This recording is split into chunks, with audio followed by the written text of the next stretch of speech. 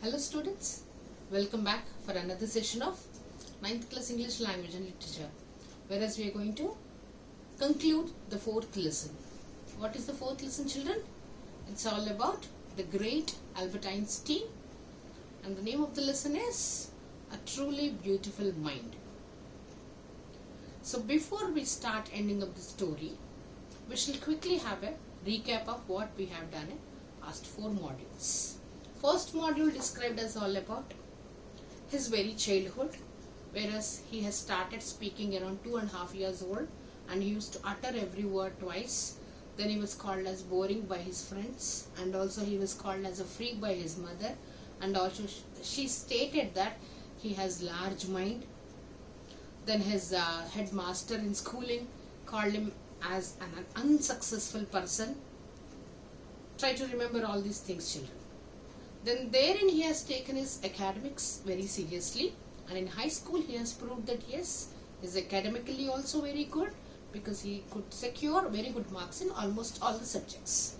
Therein he was given a chance to decide himself where to pursue his education, and he has selected to move back to Switzerland, and already we had discussed the reasons to move to Switzerland, selecting Switzerland for his higher studies. One was German is spoken there. Another one is the city which he has selected in Switzerland is much more liberal than the place where he was residing before. Then how he had a very good companionship of his fellow student Mileva, whom he made his life companion as well. He could get married to her also. In spite of the objections from his mom's side, mother's side, he could get married, and he was blessed with 2 sons. But after 16 years of marital life, as they had some clashes, because Mileva wasn't satisfied, as she could not really look into her interests and all, then they had to part away. Parting in the sense they had to get divorced. They were divorced. Then immediately he could get married one of his cousins, whose name was Elsa. Am I right, children? So therein he carried on his own study, research in physics and all. Then finally in 1921 the greatest honor had really crowned him. That was nothing other than Nobel Prize was given to him in 1921. Therein he has become an icon around the world. Icon in the sense that everybody could really identify him, and he got global recognition, in fact global, worldwide. So great people and different country heads invited him to visit their countries and speak and address the gathering there, and press and media, they started applauding him like anything, and therein he just was given his own recognition. Then one fine day, as he wasn't liking to be under the Nazism, then he made up his mind to shift to the USA, that is United States of America, because from the very beginning, in his childhood onwards, we have come to know that he did not like to really work under or stay under somebody who would like to control upon him. He did not like anybody else to control him. So he was against, even in his school, he called it as regimentation, and he used to argue with his teachers as well, and he had to move out of the school. We have learned all these things. Then his attitude hadn't changed. His thinking hadn't changed. So when Hitler dictatorship was just suppressing him, then he did not like that. Then what did he do? Immediately he shifted himself to the USA.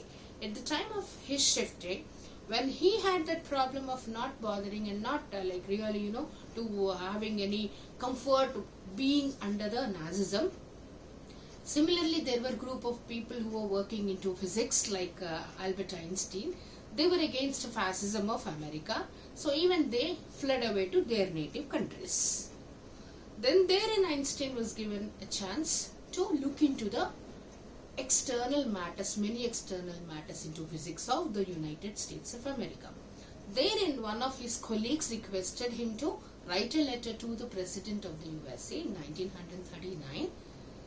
Then they have used the word urging. Urging is nothing but pleading somebody, requesting somebody. So one of his colleagues urged him to put up a letter. Then he had written a letter stating that how destructive an atom power can be. He said that if at all an atom bomb is dropped on a port, it doesn't like only destruct the particular port, but also the surrounding areas will be distracted. So better not to think about any atomic power or nuclear power. So this was something which he just put it up in his letter. Am I right, children? Till here we have completed. Then we will need to conclude, and we also definitely discuss the questions, the textual questions. So before we get into the lesson, I shall just show you the small board. Take down how was he called when he was a young boy. We have already noted down 4 things now. 1, he was called as a boring. Brother boring, they used to call his playmates, right, children? 2nd, his mom used to call him as what? Freak. Then also another one is large-minded. He had big mind. She used big brain. She used to call big head, large-headed. Then another one is his own school headmaster called him as an unsuccessful person. So I shall just show you. Take it down quickly in your books. Is it seen, children? All the 4. This has something to do with the lesson, and I shall also show you something else at the ending of the lesson as well. Are you all able to see now? All the 4 which we have already discussed before as well. These are the 4 names given to Albert Einstein when he was very young, and even young while he was going to middle schooling. So you all should remember the names given to Albert Einstein. So this is how he was called differently. Now let's quickly move on to the lesson. So all of you please open your ebooks, children, and also have your running notes along, having a pen with you, and that's we are in 15th paragraph now. So at the urging of a colleague, Einstein wrote a letter to the American President Franklin D. Roosevelt on 2nd August 1939. This already we have discussed, right? So urging is nothing but requesting, as one of his colleagues who was working along with him had requested him to write a letter to the American President. Who was the American President at that particular year? He was Franklin D. Roosevelt, and the letter was written on 2nd of August 1939, in which he warned. He simply not pleaded. His colleague pleaded him to write up a letter, but Einstein warned. Einstein was wanting him to get alarmed. So he was alarming him. So not to do something which is very harmful. So he was warning somebody. He was alarming somebody. That somebody was none other than the President of the USA that particular moment. Then he states saying that a single bomb of this type exploded in a port might very well destroy the whole port together with some of the surrounding territory. His words did not fail to have an effect. So he meant saying that the atomic power is very destructive. So though you aim at something to destroy, it not only destroys that what you aimed at, but also it can destroy the surrounding area also. So this is what he was meant to say to the president, and not to work on atomic power anymore, which leads to the ultimate destruction. So this is what he was just wanting to let the American president know about it. So he was alarming that. Then his letter had left not complete impression. It was having some impact, but not totally. They say that it did not fail completely. So it means that president has just given a glance at. Then whether he followed it completely or not, let us see now. So his words did not fail to have an effect. The Americans developed the atomic bomb in a secret project of their own. So now you see, children. So in spite of Einstein's reminder, in spite of his alarming, in spite of his warning, Americans did not bother, and they went on doing some projects working on the atomic bombs in secrecy. And how would they do it without the permission and without the acceptance of the president? So definitely President of America might have given them the permission to go ahead with their secret project, isn't it? Because it's not something very ordinary thing which any of the scientists could do it. So it was the American president to permit a group of scientists to work on the atomic power, and finally they have come up with atomic bomb in a secret project. And what did they do? They dropped it on the Japanese cities of Hiroshima and Nagasaki in August 1945. So this is the most tragic destruction, children. Whenever you will hear about atomic power and its destruction, first thing comes to your mind or anybody's mind is Hiroshima and Nagasaki, two twin cities of Japan. So what did they do? The secret group which was working to develop the atomic bomb had developed the atomic bomb, and what did they do? They dropped their atomic bomb on two twin cities. Like twin is nothing but two. So twin cities of Japan. So those two cities were of Japan country. So they dropped the bomb on Hiroshima and Nagasaki in the year 1945 August. So it's just 2 years before our independence. Then how it made Einstein to have the effect on him? Let us see now. Is everybody clear with this paragraph, children? This complete 15th paragraph would tell us that how Einstein was thinking about the peace to be retained in the country and in and around his surroundings also. He was wanting peace. He was completely against the atomic power. Then he had written a letter in which he had warned, he had alarmed the president to not to go for it, but keeping his words aside, president had given permission to a group of people to work in secrecy. So in a very secret manner they worked and developed what? They developed an atomic bomb, and also they dropped without any second thought, without any further consultations, they just dropped bomb on twin cities of Japan. They are Hiroshima and Nagasaki, which caused lot of destruction of human lives and property. Even now, still the destruction effect is seen in those two cities. So now let's see what is the impact of this tragedy on Einstein. So Einstein was deeply shaken. Please underline this word, children. Deeply shaken in the sense he was completely moved because it was heart touching. Like he was wanting peace to be emerged, peace to be retained, and peace to be seen around, and completely the contrast scene has taken place where he could come to know that there is big destruction taken place in Hiroshima and Nagasaki due to the atomic bomb which was dropped by the USA on those two twin cities. Then he was completely shaken.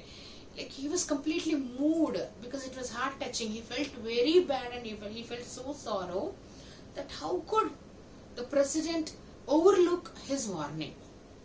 In spite of his words, as he tried himself to alarm the president, he did not listen. Then he was completely moved. He was so upset. And by the extent of the destruction, this time he wrote a public missive. Then immediately what did he do? Lateral action. As a consequence, what did he do? Immediately he wrote another long and a very long and formal letter. Massive is missive, the word is given M-I-S-S-I-V-E. Missive is nothing but it's a letter, especially long and official, formal letter. Before, when one of his colleagues was asking him to write a letter, it was a warning, an alarming kind of a thing, where he was so politely putting forward and the whole thing of destruction of atomic power. But in this letter, he was writing everything very formally, officially he was addressing, which was a long letter, missive.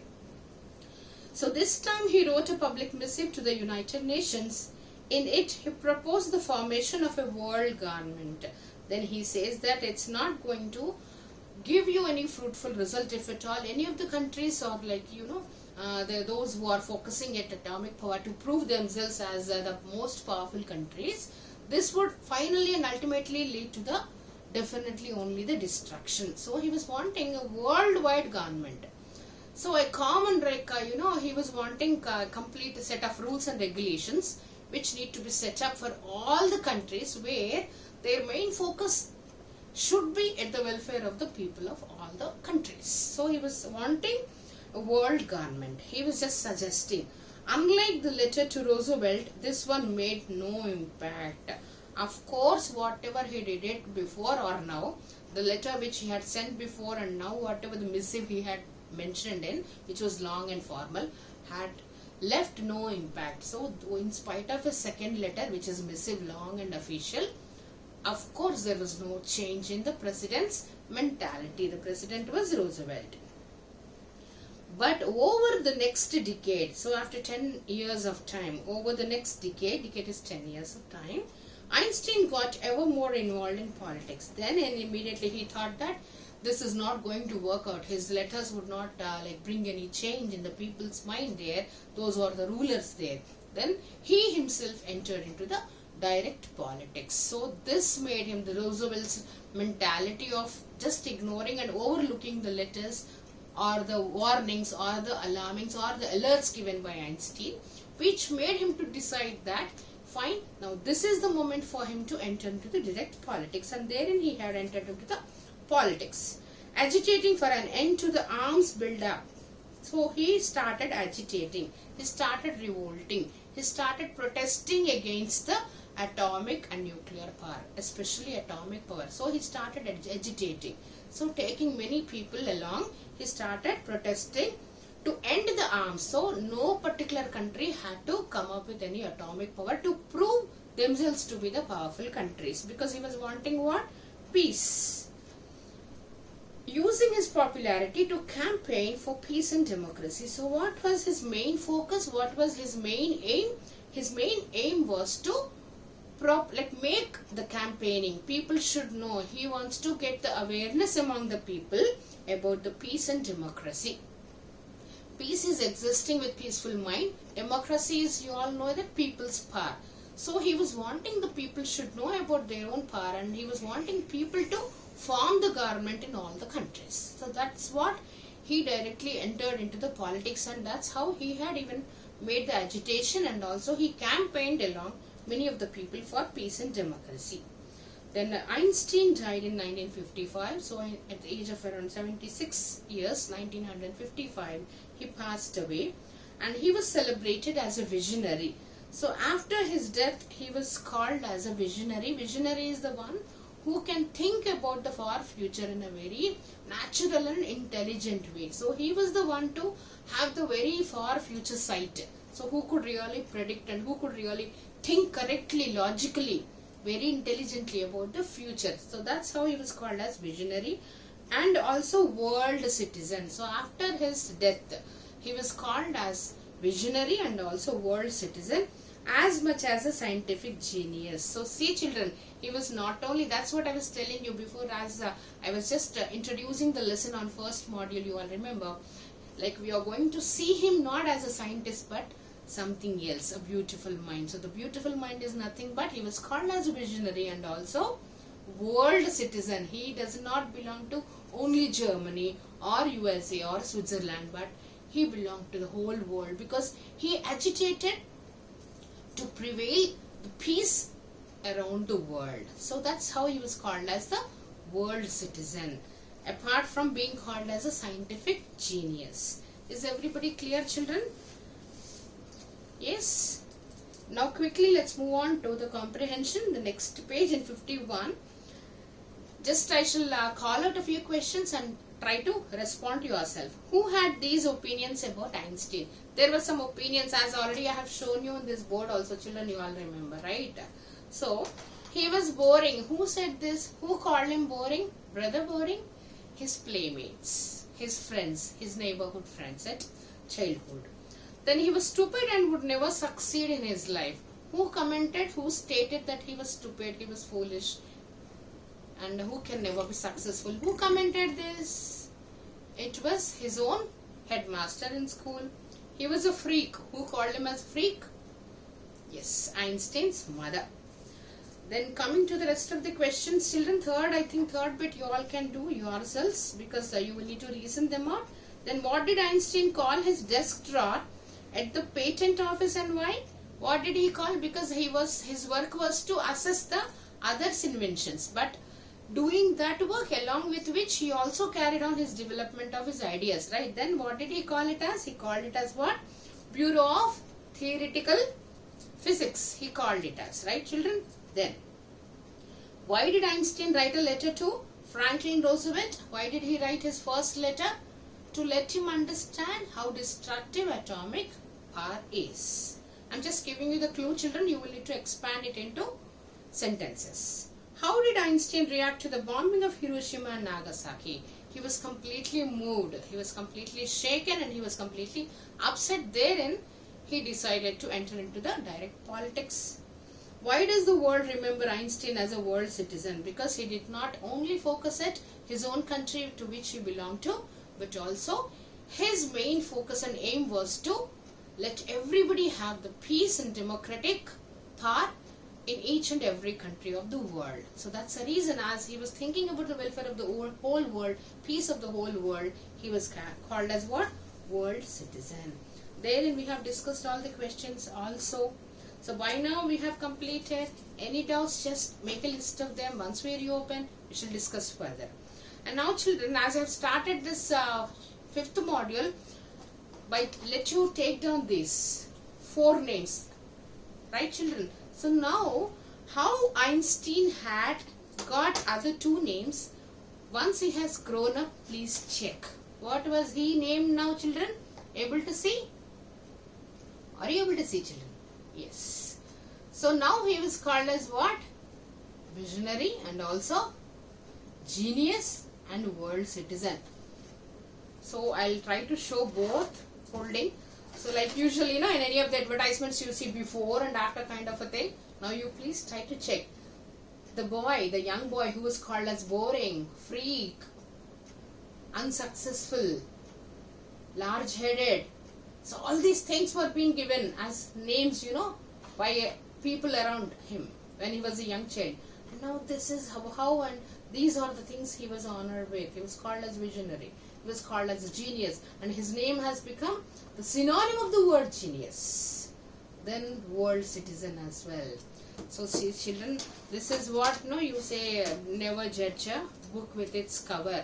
So we cannot really assess anybody and anybody's future by depending on their school performance or school regular scores or whatever. And when like a funny incident Einstein had shared when he had written his own manuscript. You might be knowing about Charlie Chaplin. So one of the fine days Charlie Chaplin had taken him on a ride along to see the people around. So all the people on the streets, both the sides, started waving their hands. So Charlie Chaplin, as you all know, he's such a humorous person. He said that people are waving hands to both of us, but one is, they know what I say, they understand what I say, they are waving hand to you because they don't understand what you say, because he's a physicist.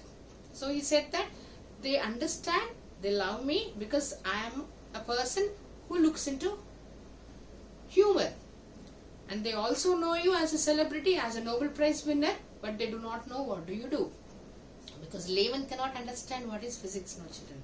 So that's what he has commented. So is everybody clear children? I hope all of you might have understood about the other side of Einstein, and now we all need to definitely accept that yes, Einstein is definitely a truly beautiful mind. Is everybody clear? So let's meet in the next session. Maybe we'll go ahead with the 4th poem in the next session. So please do attempt the worksheet what I send you. So this is Vijaya signing off. See you all. Bye-bye.